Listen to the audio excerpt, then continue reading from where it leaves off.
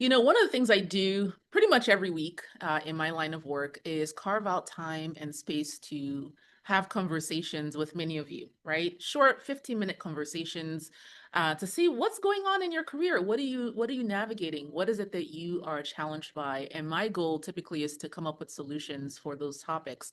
And today's topic on this podcast was born out of those conversations. Okay, we're talking today about the real cost of the golden handcuffs. How many of you know what the golden handcuffs are? You likely have heard that term. If you are a leader, if you're an executive in corporate, you likely are familiar with the term golden handcuffs. Essentially, think of golden handcuffs as the financial incentives that make it costly for you to switch from one employer to another opportunity. Okay. They make it difficult, make it costly, make it tempting for you to stay, right? When you consider moving on from one employer to another opportunity. Okay. And so in most of my meetings, when I talk with, director and above leaders, this topic comes up in some way. Okay. It comes up in some way. And it sounds something to the effect of, I have $400,000 in unvested stock that would not vest for another 5 years. So I will have to leave, or I'd have to stay rather, for those 5 years in order to not leave money on the table. Or it could be something to the effect of, I have $200,000 in relocation assistance from this company, and if I leave in under 3 years, I will owe that money. Or it could be something like, my company has invested $50,000 in my continuing education, and so if I leave in under 24 months, I will have to pay that back. Or it could be something like, I expect this company will go to IPO in the next 5 years. And so my plan is to just hang on for that. Okay. And on and on. There's so many different examples, but these are the ones that I've heard most recently that have come up. Okay. So I want to share with you my perspective. I get it. I get how tempting that is. I've been in a similar situation. Okay. I don't teach what I don't know. I've been in this situation before. I want to share with you how I think about it. Okay. And how I coach our clients to think about it in the hopes, again, that it is helpful for you as you decide what to do in your career. Okay. Here's the thing. There's nothing wrong. There's nothing wrong with prioritizing financial incentives in your career decisions. It makes all the sense in the world. There's nothing wrong with that. What I find, though, to be challenging is that most people I talk to who are in this position are not thorough in their thinking on this. They're not thorough in their decision making on this. Okay. They have lots of assumptions that they're making that are just untested. Untested. They're taking the path of least resistance on this. They're not really digging in. They're not really thinking this through. And so they're just doing what they think is obvious to do. So that's the first thing.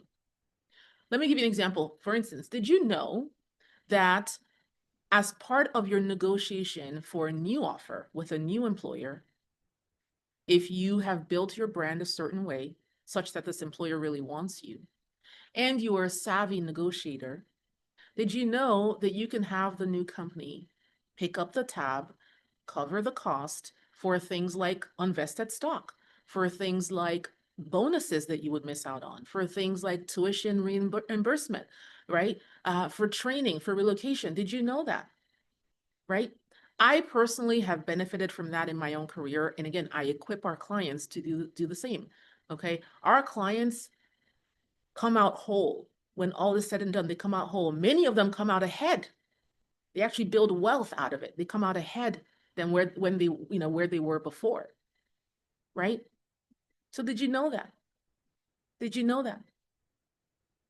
Did you also know, and this is really the big one, is that at the end of the day, the best career strategy, so that's what you really want to have a strategy, right? That's what I'm really getting at. The best career strategies are the ones that ask some very powerful questions in leading you to make the right decision, right? Questions like, where do I want to end up ultimately and when? Where do I want to end up ultimately and when? See, if you don't know that, you will make the wrong decision. For instance, if you already know that this role that you are in currently, the one where you have the golden handcuffs, okay, really is your last role. Like you really don't, you are close to retirement.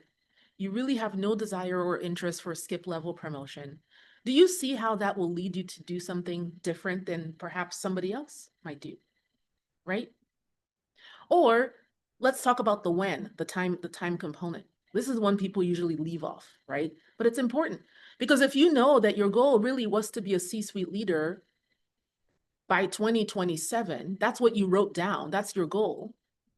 And here we are, 2026, and you're saying you're waiting for invested stock that's going to vest in 5 years. Do you see how out of sync that is? So you start with that question, where do I want to ultimately end up and when? It will be so illuminating for you to do that, right?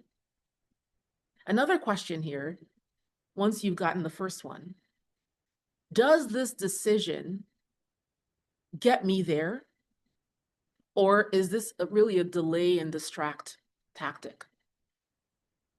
Is this more of a delay and distract? Will this decision distract or delay me unduly? Right? That's another powerful question. And these questions require brutal honesty because we're smart. You're smart. You know how to talk yourself into thinking that the comfortable decision is really the right one. You know how to make it sound good, how to make it sound like a growth opportunity or the right call, when in fact, it's just a thing that will not threaten your comfort. You know how to do that. So what does this mean? You need to be brutally honest. You need to look yourself in the eye and say, yep, this is what I'm doing. This is the answer, right? And that's what's required here. Otherwise, this will not make a difference for you, okay? So will this decision get me there, or is this really a delay distract, okay? Number 3, this is another powerful question. How long does it make sense for me to prioritize my current state over the next step in my career? How long does this make sense? How long am I willing to do that? How long am I willing to tolerate this? How long am I willing to stay here? Let me tell you why this is important. Let's go back to the invested stock example, okay? You have $400,000 in invested stock that will not vest fully for 5 years. And then 6 months from now, you do something and the company gives you another $200,000 in invested stock that will not vest for another 5 years from now, right? Or another 10 years or 6 years.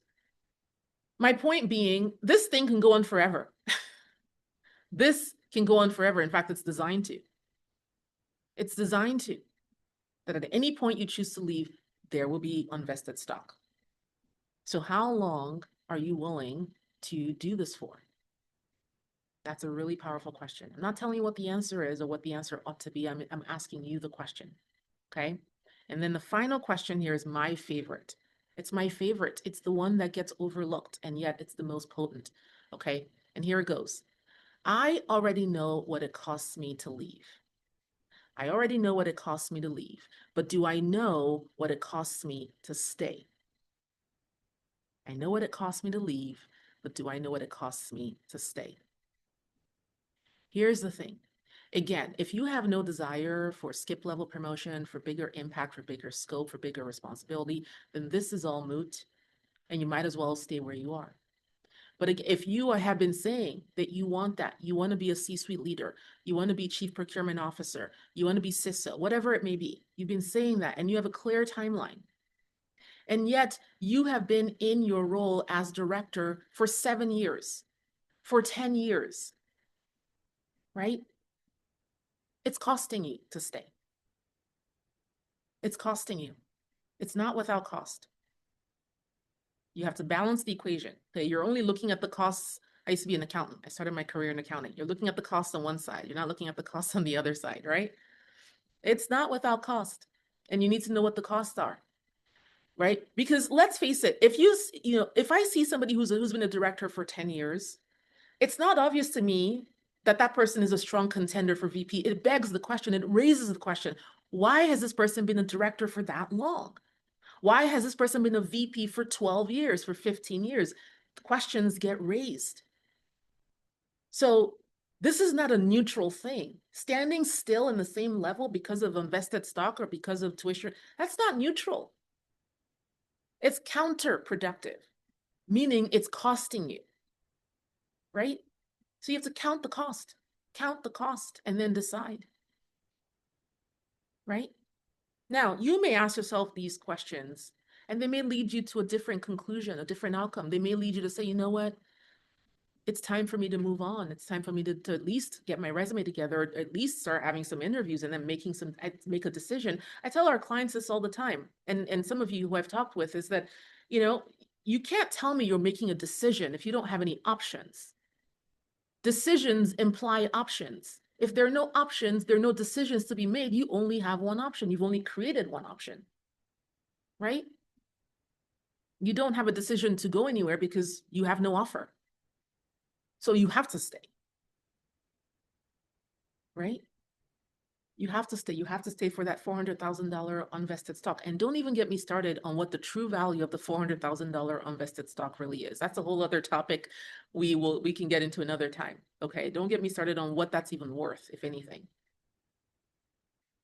Right? So these questions may lead you to a different conclusion. They may lead you to do things differently, to consider a different company, consider a different offer, consider something else. Or they may lead you to stay a while longer. Again, it's not a foregone conclusion that you have to leave. They may lead you to stay a while longer. And in staying, they may lead you to navigate your career with more intention, more strategy, and land an internal promotion while you wait. Right? While you wait. Again, remember, this topic does not, when I talk with many of you and this topic comes up, it comes up at a very specific time.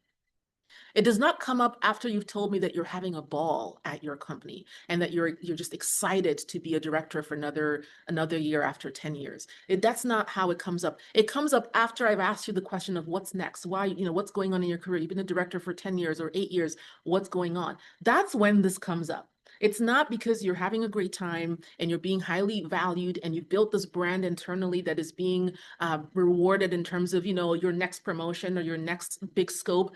No, it comes up when I ask you what gives. That's when it comes up, right? So this may lead you to realize that you have been complacent about your internal brand and that it's time for you to get in the driver's seat, create a different brand, and land an internal promotion while you wait. Okay? So whether it leads you to leave the company and go somewhere else, or it leads you to stay a while longer, but be intentional and be promoted in the company, either way, you have turned the golden handcuffs into a golden key. You've turned it into a key, and that's the whole point. That's all I want for you. You've turned it into a key, the key that unlocks your next chapter, unlocks your next growth opportunity, that unlocks your next level. And that, my friends, is the whole point. I hope that you have found this episode insightful and beneficial. If you found yourself in a place where you have these golden handcuffs, hopefully you now know exactly how to turn the handcuffs into a key. Thanks for listening. We'll see you on the next one.